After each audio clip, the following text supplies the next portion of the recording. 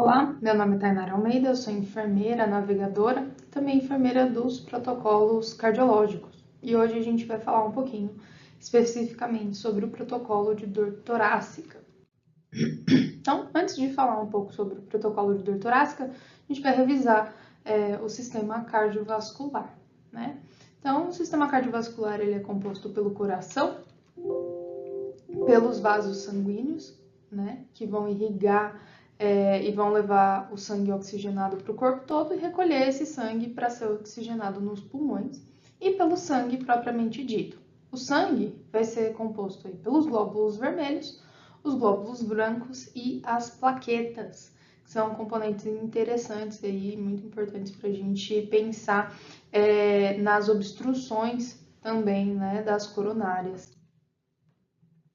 E a circulação do coração, né? Então, o músculo cardíaco, a bomba cardíaca, ele recebe o sangue pelas artérias coronárias. As artérias coronárias, elas saem ali, né, na primeira ramificação da aorta, então elas são os primeiros vasos que saem da aorta, e elas vão irrigando o músculo cardíaco, da bomba cardíaca, né? Então, as artérias coronárias, elas vão se ramificando cada vez mais, e penetrando no músculo cardíaco. Então, o que a gente pensa, né? Quando a gente tem uma obstrução um pouco mais proximal dessa artéria, desse começo dessa ramificação, a gente vai ter uma necrose, a gente vai ter uma repercussão muito maior dessa obstrução. Se a gente tem uma obstrução um pouco mais abaixo, mais distal desse vaso coronário, esse vaso coronário ele vai conseguir ser suprido, essa região que esse vaso coronário irriga, pode ser suprido por uma irrigação colateral, né? Então, isso é importante para a gente entender a extensão, por exemplo, de uma obstrução total, de um infarto, né? E as veias coronárias vão trazer o sangue que vai ser drenado do músculo cardíaco de volta para o ventrículo direito, pelo átrio direito, né, ali no seio coronário, e para fazer essa nova circulação, assim como é feito no restante do corpo todo. E um pouco de epidemiologia. Então é importante a gente entender que dor torácica, né, é uma queixa muito frequente nas emergências, né? Então a gente vai ver essa queixa frequentemente acontecendo com os nossos pacientes. No Brasil, a gente estima que sejam 4 milhões de pessoas atendidas com dor torácica anualmente. E aqui no nosso hospital, é a queixa mais comum dentro do pronto-socorro. Então, o protocolo que a gente mais tem volume de abertura, né, por ser a queixa mais frequente, é o protocolo de dor torácica. E o que é a dor torácica, né? É importante a gente entender que a dor torácica é o principal sintoma num paciente com uma síndrome coronariana aguda, né? E a gente compreende dor torácica como qualquer dor localizada entre a mandíbula e a cicatriz umbilical, sendo tanto na região posterior quanto na região anterior do tórax, né? E ela pode, sim, irradiar para o pescoço, para a mandíbula, para os dentes, né? Os braços, o ombro. Então, um paciente que chega com uma dor, qualquer tipo de dor torácica, né, nessa região, no pronto-socorro, a gente precisa ativar um alerta. E 5 a 15% dos pacientes que têm dor torácica, que referem dor torácica lá na emergência, são pacientes diagnosticados com infarto agudo do miocárdio. Então, a gente precisa estar bastante atento a essa queixa, né, desses pacientes. E, claro, né, se 5 a 15% dos pacientes que têm dor torácica referem que eles têm um diagnóstico de infarto, e o restante dessa população, né, o que elas têm? Então, elas podem ter uma embolia pulmonar, elas podem ter uma dissecção de aorta, elas podem ter uma pericardite, um tamponamento cardíaco, um pneumotórax, né, uma ruptura de estômago. Então, a gente não descarta uma condição importante. Talvez ela não tenha um infarto, mas ela continua precisando, a gente precisa investigar essa dor para que a gente consiga entender e tratar esse paciente. né? Então, são várias causas de uma dor que pode acontecer nessa região anterior ou posterior do peito, da mandíbula até a cicatriz umbilical, né? Que a gente vai tentar identificar. Obviamente, o foco desse treinamento é a dor torácica de origem cardíaca, né? O infarto. Porém, a gente precisa lembrar que essas outras causas são também importantes para serem investigadas e ou descartada, uma dor importante, né? Uma dor com uma repercussão severa, ou tratadas. Então, a dor torácica, a dor na região do tórax, ela pode ser entendida como uma dor cardíaca e uma dor não cardíaca. E a gente vai dividir essa dor em duas categorias, né? Então, a gente tem uma dor típica, que é uma dor que a gente entende como uma dor que pode ser cardíaca, essa dor mais típica. Então, uma dor em constrição, em compressão, queimação, um peso, né? Descrita como os pacientes pela uma dor surda. Ela é ali atrás da região do externo, ela pode irradiar ali para o ombro esquerdo, pescoço, para o rosto, para os dentes, né? A região interescapular e a região epigástrica. E essa dor geralmente é desencadeada pelo exercício, o paciente está muito animado, né? A excitação, o estresse, o frio ou refeições muito copiosas, muito volumosas, né? Então, é importante, quando o paciente dá a entrada no pronto-socorro com uma dor torácica, que a gente investigue. Como que é essa dor? Onde que ela exatamente está, né? O que aconteceu? Ela acontece sempre que você se exercita ou não, ao repouso? Ela é pior na ventilação, não é pior na respiração, né? Ela irradia, ela vai para o ombro direito ou vai para o ombro esquerdo? Ela está na região posterior, né? Das costas, nas costas ou não? Então, investigar essa dor para a gente entender se essa dor é uma dor típica ou não, né? Já a dor atípica é uma dor descrita como uma dor enfacada, enagulhada, pontadas. Ela piora ao respirar, então ela é ventilatória dependente, né? É uma dor mais aguda. E geralmente ela pode ser também descrita como uma dor que irradia para o ombro direito, pelo hemitórax direito e acontece ao repouso. Então a gente entende que a dor típica ela tem uma chance muito maior de ser uma dor de origem cardíaca, né? Já a dor atípica, a gente pode, junto com o restante da avaliação do paciente, às vezes descartar que seja um evento cardiológico. Mas a gente precisa investigar isso, tá? Só para a gente entender o que é bem típico. Então, o paciente fala para você que ele está com uma dor em compressão, né? Numa região retroesternal, que irradia para o ombro esquerdo e que desencadeou pelo exercício, esse é um sinal muito grande de que talvez esse paciente tenha uma dor de origem cardíaca. E é importante também a gente prestar atenção no equivalente anginoso. O equivalente anginoso, o equivalente isquêmico, ele acontece num perfil específico de pacientes, né? Então, é o paciente, aí geralmente as mulheres, os idosos, pacientes diabéticos, doentes renais crônicos, pacientes com quadro demencial. Por quê? Por uma questão de metabolismo e por uma questão de percepção de dor, às vezes a dor ela se apresenta de uma maneira diferente.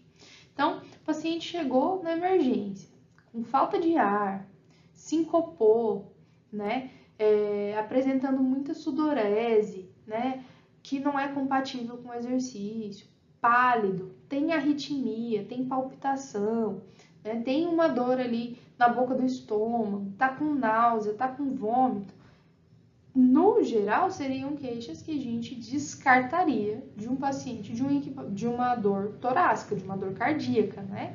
Mas nesse perfil de pacientes, então, mulheres, idosos, diabéticos principalmente, a gente precisa se atentar e investigar para uma dor cardíaca, porque esses sintomas podem se apresentar de uma maneira diferente e ainda assim apresentar uma importância cardiológica, né? Então, na angina instável, o paciente vai ter uma artéria com uma obstrução parcial, né, da coronária, ela pode ter ou não um eletro alterado, né, e não vai ter uma elevação da troponina. A troponina vai continuar permanecendo normal.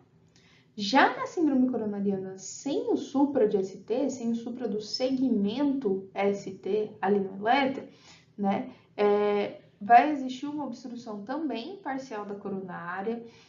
O eletro vai apresentar ou um eletro normal, então não vai ter um supra de ST, ou ele vai apresentar um infra de ST, né? O segmento ST vai estar abaixo da linha aí do eletro, e a troponina pode ou não estar elevada.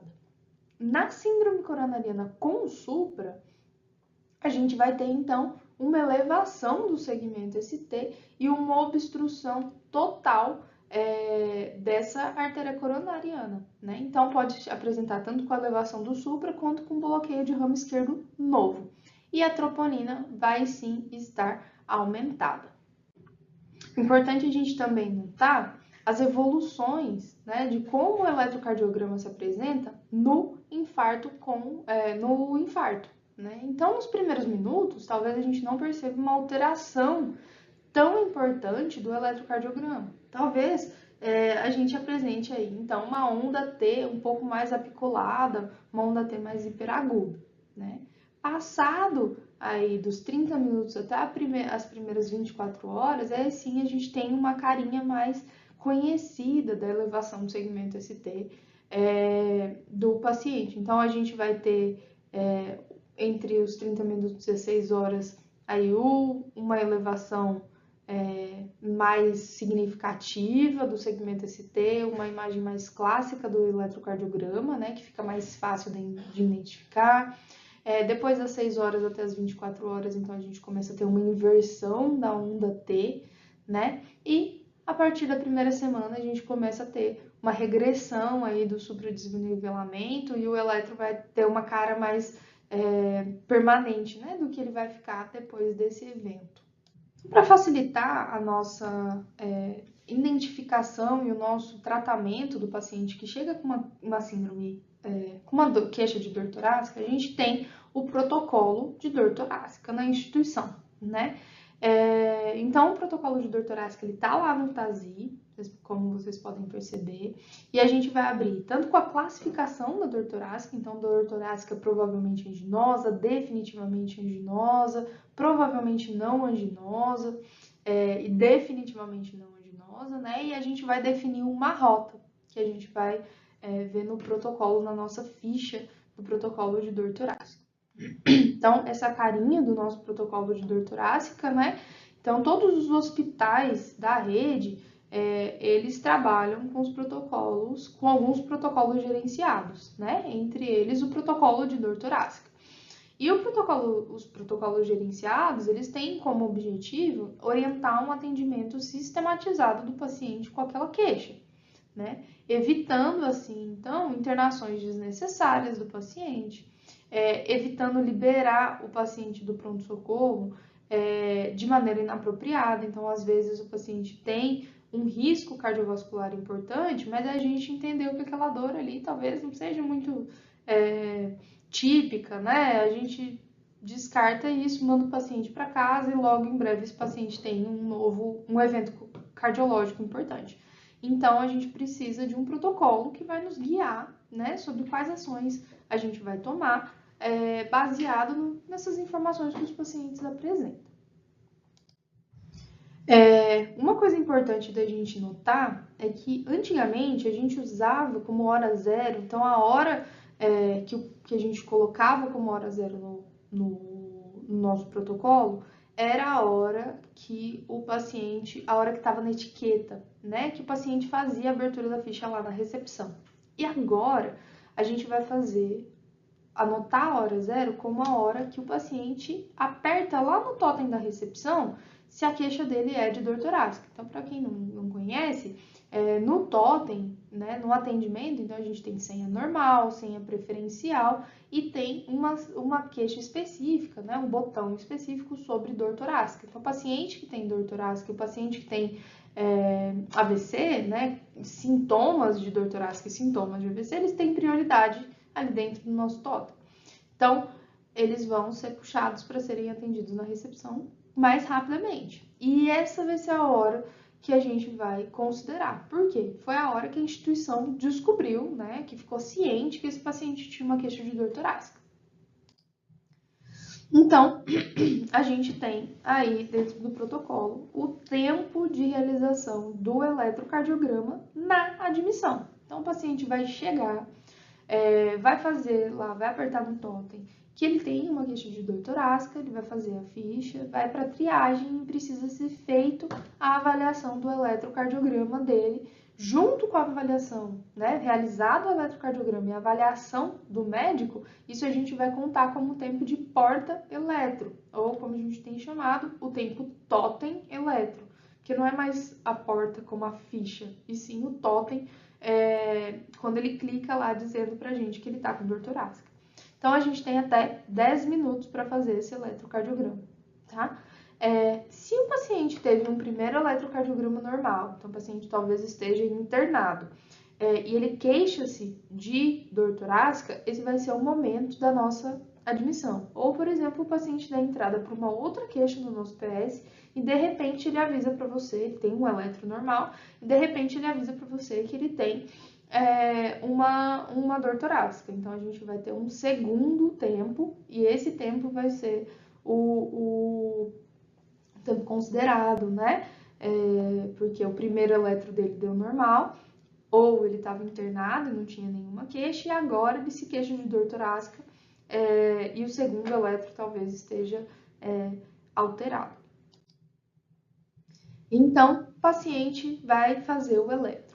Feito o eletro desse paciente, o médico vai avaliar sobre essas possibilidades. Então, vamos olhar. O paciente tem um BRE novo ou tem um IAM com supra, a gente vai estar encarando uma rota 1, paciente rota 1, que é uma síndrome coronária aguda com supra de ST. E a gente vai startar alguns processos, fazer o AS, a menos que seja contraindicado, e ver se a hemodinâmica está disponível.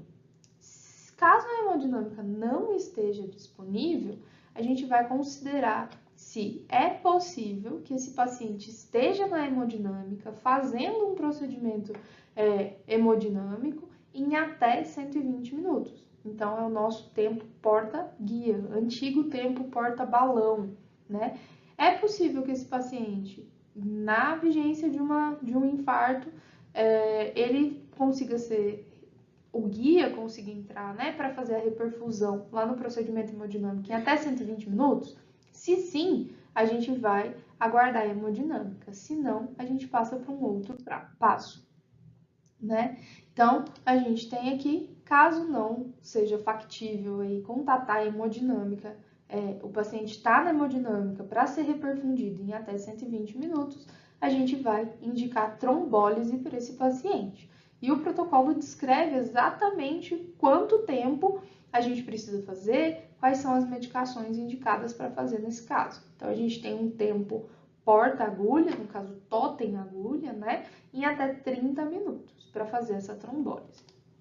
Se a hemodinâmica está disponível ou se a hemodinâmica não está disponível naquele momento, mas vai liberar em breve e é factível que a gente tenha um tempo porta-guia em até 120 minutos, a gente vai indicar a ICP primária, né? Então, o tempo ideal é que a reperfusão comece em até 90 minutos. Mas lembrando, hemodinâmica fechada ou hemodinâmica em uso, é factível, né? Ela vai estar liberada em até 120 minutos. Esse tempo a gente pode considerar assim levar o paciente para a hemodinâmica, lembrando que o tempo meta seria de 90 minutos.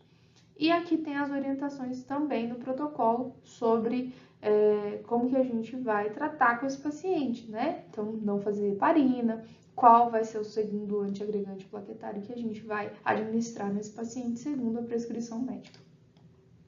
Então, o objetivo é levar esse paciente o mais rápido possível para ter essas artérias reperfundidas aí, né?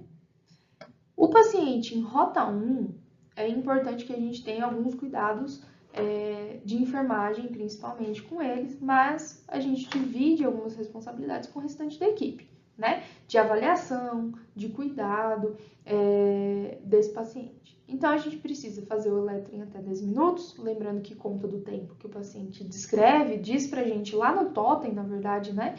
Clica lá no totem que ele tem dor torácica, fazer a aferição dos sinais vitais, fazer o AS conforme a prescrição médica, manter a monitorização desse paciente continuamente, né, com pressão não invasiva e oximetria de pulso, fazer os exames laboratoriais para a gente curvar, fazer as curvas das enzimas, né, ver como está a função renal desse paciente, etc. Fazer 2 acessos calibrosos aí, preferencialmente no membro superior esquerdo, a tricotomia tanto da região radial quanto da região inguinal de ambos os lados, né, direitos e esquerdos. Se o paciente estiver desaturando, fornecer um suplemento de oxigênio para ele e fazer o controle de dor desse paciente, né? E a gente tem que prestar atenção se o paciente não está hipotenso, né? Importante também administrar os 2 antiagregantes plaquetários, né, conforme a prescrição médica, o vasodilatador, né, a menos que tenha algum tipo de contraindicação, né, então é importante que a gente explore isso também, ou que se a gente está desconfiando de um infarto de VD, a gente precisa de ventrículo direito, a gente não pode fazer o vasodilatador, tá? E se tiver alguma melhora, então a gente fez o vasodilatador, esse paciente já não tem mais dor, a gente faz um novo eletrocardiograma, né?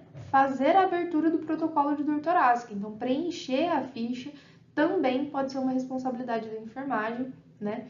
Imprimir os termos de procedimento e anestesia, comunicar a hemodinâmica e depois que esse paciente sai da hemodinâmica, né, fazer a aferição dos sinais vitais, monitorar a punção, né, fazer o repouso adequado e os cuidados com o hematoma e o neurocheck. O paciente em rota 2, então o paciente que fez o eletrocardiograma, não foi diagnosticado uma síndrome coronariana com supra. Então, ele tem uma síndrome coronariana aguda sem supra de ST.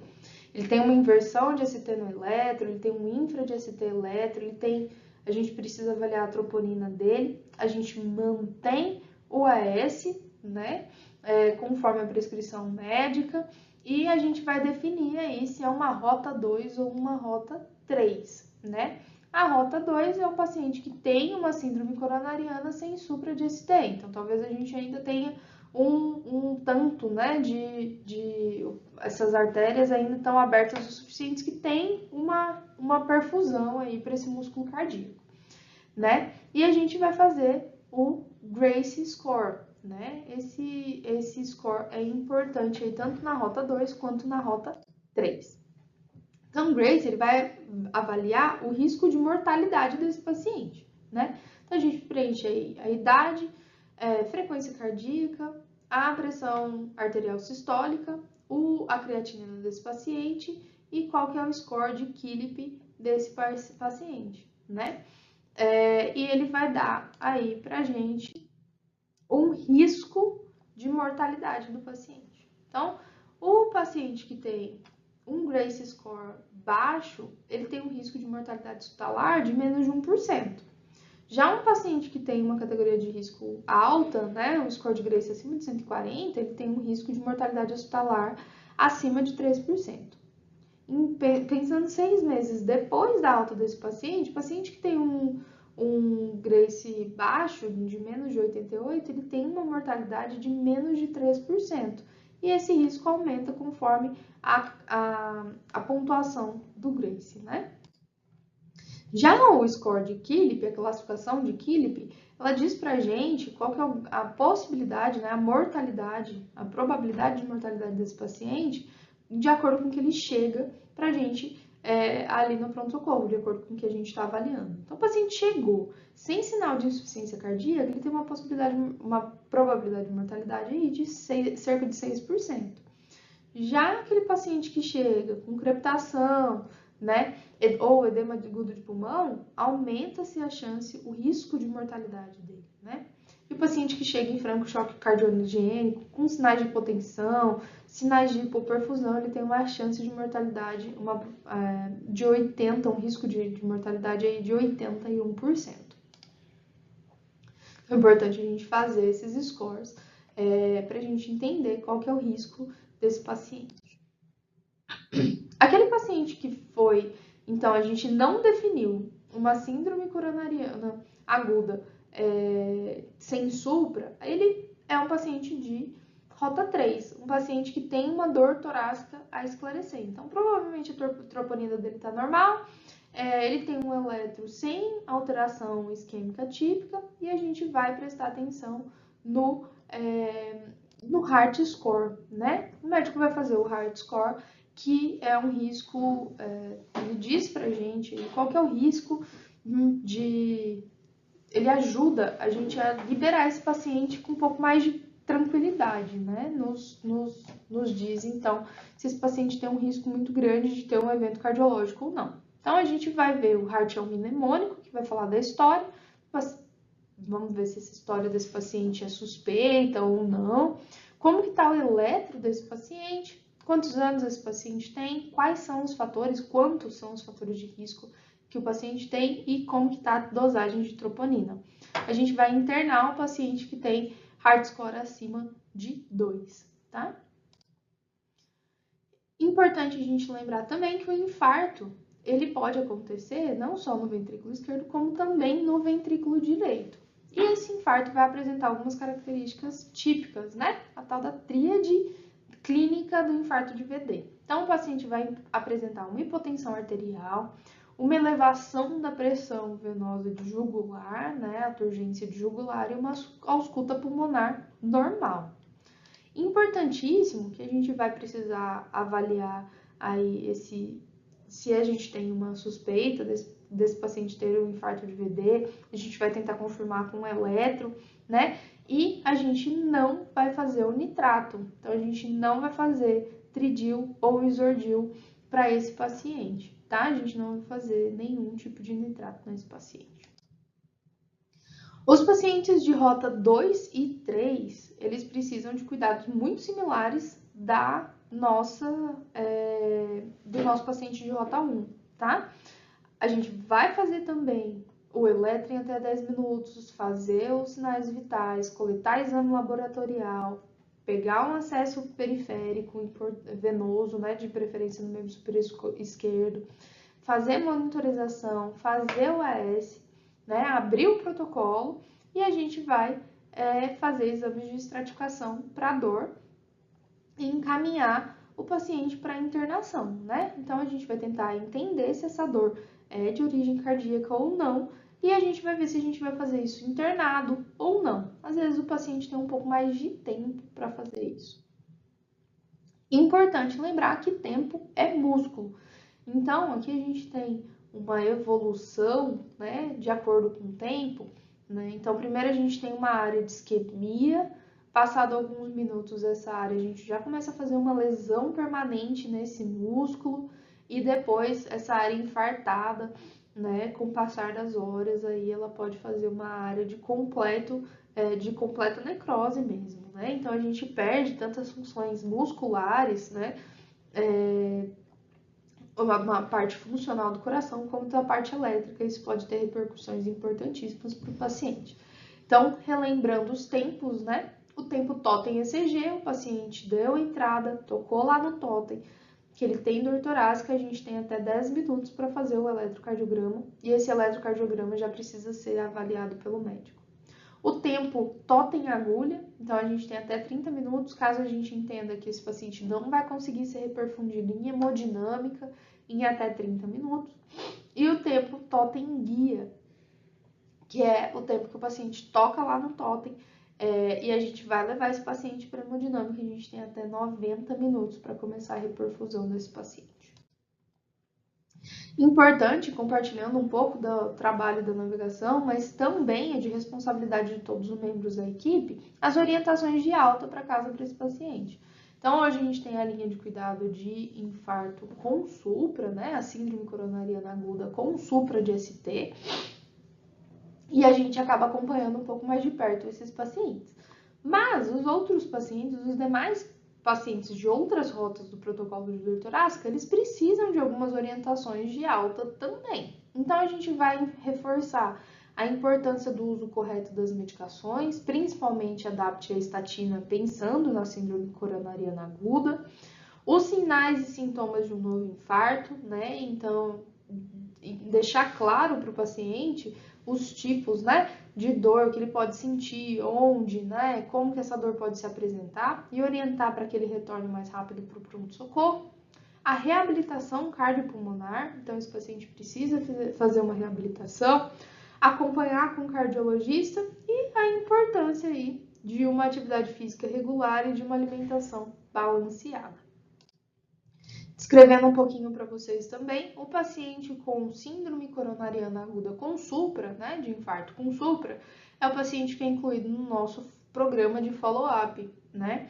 Então, a gente abre o protocolo, faz busca ativa, identifica esse paciente, avalia ele durante a internação, sobre o seu conhecimento, faz um plano educacional para ele, faz o questionário de qualidade de vida, né? Aplica esse questionário e antes dele ir para casa, a gente vai orientar também, junto com a equipe multidisciplinar, as orientações, né, sobre o uso dos medicamentos e etc. E que ele vai ser incluído no follow-up no nosso programa de acompanhamento. Então, em 30 dias, esse paciente vem para o ambulatório, faz uma consulta com o nosso médico especialista em síndrome coronariana e juntamente com a enfermeira navegadora. A gente procura desfechos, né? Então, se ele reinterna, se ele faz uma nova angioplastia, se ele tem algum outro evento, se ele tá fazendo, tá aderindo ao tratamento, né? Parou de fumar, tá tomando os remédios adequadamente, continua fazendo, né? Procurando acompanhamento médico regular, reavalia o questionário de qualidade de vida de Seattle e reforça o plano educacional, né? Então, se a gente percebe algum tipo de fragilidade nesse autocuidado, a gente reforça essas orientações. E com um ano, a gente também liga para o paciente para a gente ver se teve mais algum evento, como que está a qualidade de vida dele de acordo com a escala de Seattle, com o questionário de Seattle, e reforça o plano educacional, orientando novamente conforme as fragilidades desse paciente. Então, esse é o programa de follow-up sob responsabilidade da navegação para o paciente com síndrome coronariana aguda com supra. Então, para mostrar um pouquinho que o protocolo de dor torácica ele começa na emergência, na entrada do paciente, mas ele termina, se o paciente tem uma síndrome coronariana com supra, um ano depois que ele sai do hospital, tá? Espero que vocês tenham aproveitado e aprendido bastante. Muito obrigada. A gente está à disposição para tirar qualquer dúvida e fazer esse protocolo girar cada vez melhor aqui na nossa instituição para melhorar a qualidade do atendimento para os nossos pacientes. Obrigada.